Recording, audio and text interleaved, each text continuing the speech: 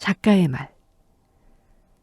내가 오래전부터 언급해왔듯이 철도원 3대에 대한 구상은 1989년 방북 때 평양에서 만난 어느 노인의 이야기에서 비롯되었다. 북한 당국의 안내로 평양백화점을 방문했고 여성 총지배인과 인사를 나눈 뒤에 현장 안내를 맡은 부지배인을 만났다. 총지배인이 전쟁 당시에 한 지역의 생필품을 공급하는 데 큰 역할을 했다는 후문이 있었으니 부지배인 노인도 물류의 유통이나 수송에 역량을 보인 사람으로 노년에까지 책임 부서를 맡고 있을 거라는 짐작을 할 수 있었다. 나는 그가 서울말을 하고 있다는 데 주목했다. 더구나 그는 요즘 표준어가 아니라 서울말의 옛날식 억양과 단어를 쓰고 있었다. 내가 그에게 당연히 고향이 어디냐고 물었고 그는 서울이라고 대답했으며 서울 어디냐고 묻자 영등포라고 대답했다. 영등포는 우리 가족이 1947년에 평양을 떠나 38선을 넘어 월남하여 정착했고 내가 고등학교 시기까지 유소년기 대부분을 보낸 곳이다. 우리는 백화점 안을 걸어다니며 진열된 상품들을 보기보다는 주로 옛날 영등포에 대한 이야기를 나누었다. 그와 나의 영등포에 대한 추억은 둘 사이에 공감을 불러일으켰다. 나는 국민학교에 갓 입학한 어린이로 그는 전국 노동조합 평의회 소속 철도 기관수로 같은 시간대 같은 공간에 있었던 것이다. 이를테면 그가 사는 동네와 우리 동네 사이의 중간쯤에 있던 일제강점기의 소학교에 화재가 나서 건물이 다 타버렸다. 목조 건물에 변소까지 타서 온 동네에 며칠 동안 악취가 머물러 있었고 우리는 그 일을 또렷이 기억해내며 함께 반가워했다. 며칠 후 초대소의 보장 성원들에게 간청하여 대동강변 수산시장에서 그 동양인 노인과 만나 소주를 마시며 다시 그의 인생 이야기를 들을 수 있었다. 그는 아버지가 영등포 철도공작창에 다니던 이야기며 그가 철도학교에 들어갔던 이야기, 기관수로 대륙을 넘나들던 이야기를 해주었다. 만주에 끝도 없이 펼쳐진 검은 들판 위로 떨어지던 세수대야만한 붉은 해, 바람에 출렁이는 수수밭의 바다, 온통 빡빡하게 하늘을 메우면서 대륙에 쏟아지던 어린애 머리만큼 커다란 눈송이, 조선의 아름다운 산과 강과 골짜기며 들판에 서 있던 아름다운 간이역 등등 서정적이고 감동적인 이야기를 그는 기억하고 있었다.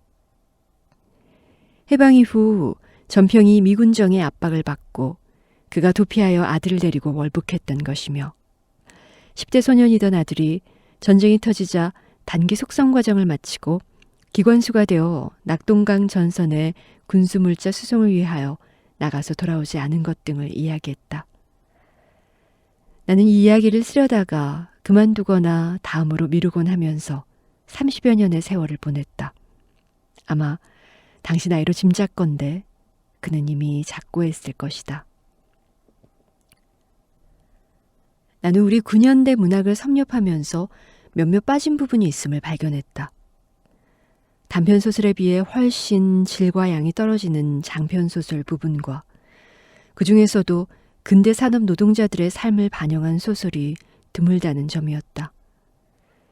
일제강점기에 잠깐 있었던 카프의 흔적에서도 대부분이 단편소설이거나 도시빈민 일용 노동자 또는 룸펜계층을 다룬 것들이며 산업노동자가 전면에 등장하는 본격적인 장편소설은 없다고 해도 과언이 아니다.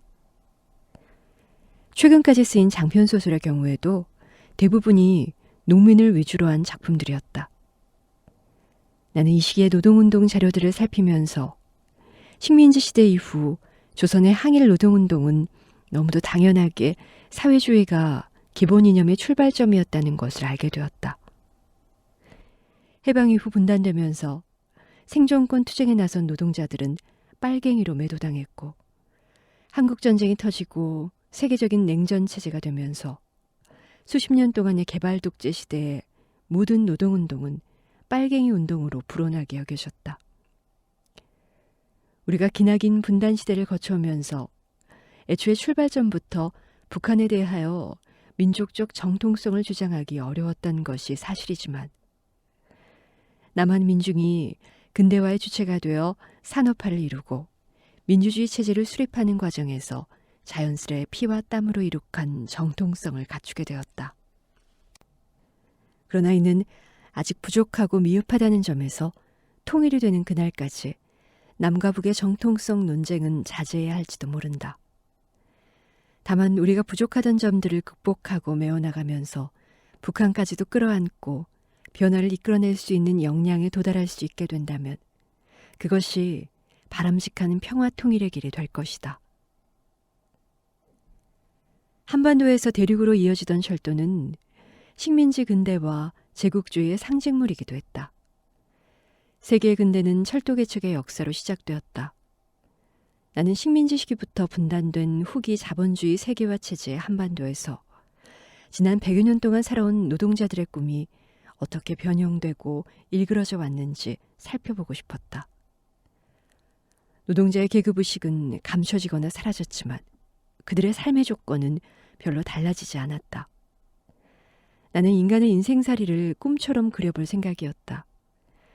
역사적 사실보다는 개인의 일상적 일화들로 줄거리를 만들고 영등포를 중심으로 한 민담적 세상을 그려보려고 하였다.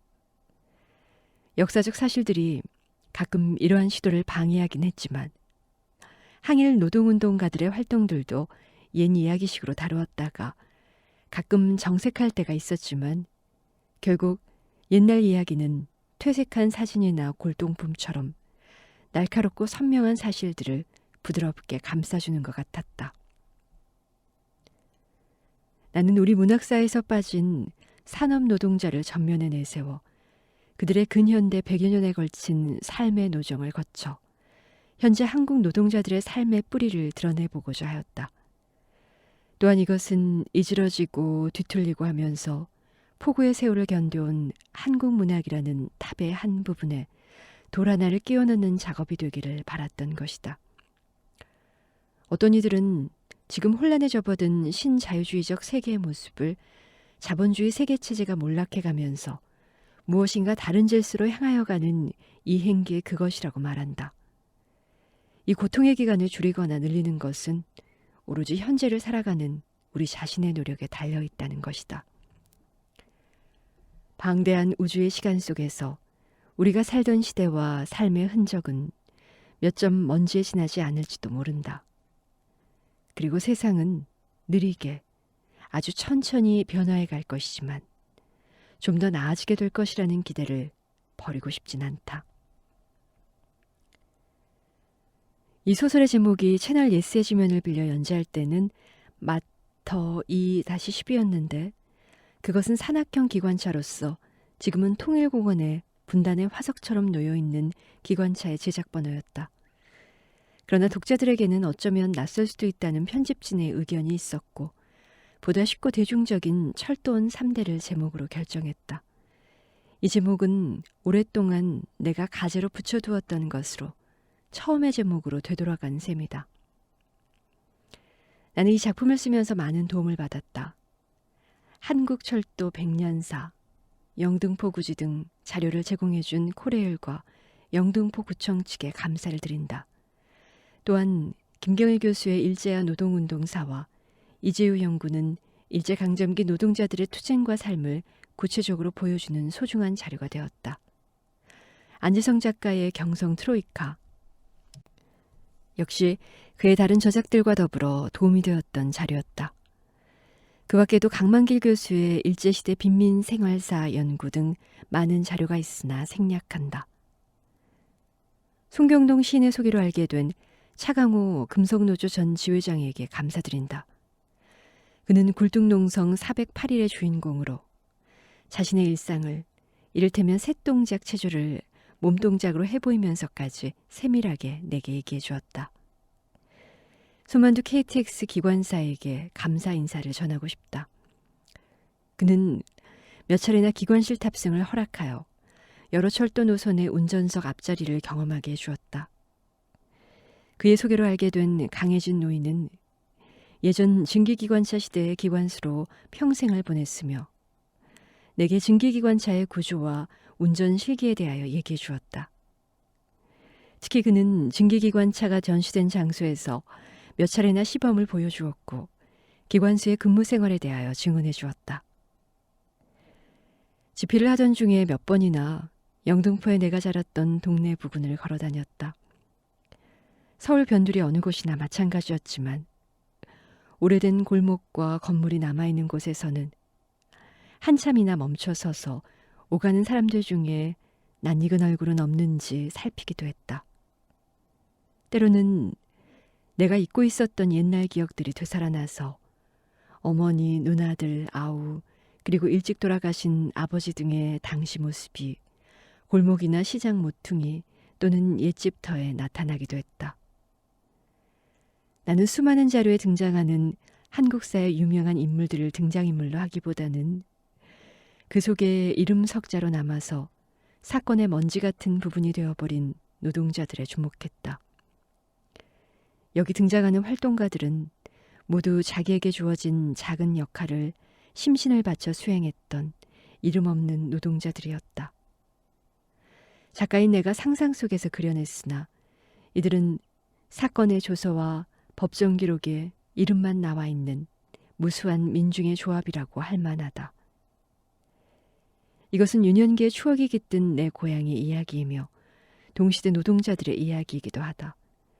나는 이 소설을 한국 문학의 빈 부분에 채워 넣으면서 한국 노동자들에게 헌정하려 한다. 끝으로 집필 기간 동안 여러 가지로 도움을 주었던 익산의 벗들에게 감사드리며 특히 거추에서 일산까지 세심하게 보살펴준 원불교 서종명 교무에게 감사의 인사를 드린다. 구상 초기부터 자료 지원과 격려를 해주었던 창비 편집진의 노고에도 감사를 드린다. 2020년 5월 미륵산 자락에서 황석영. 이상으로 철도원 3대 낭독을 모두 마치겠습니다.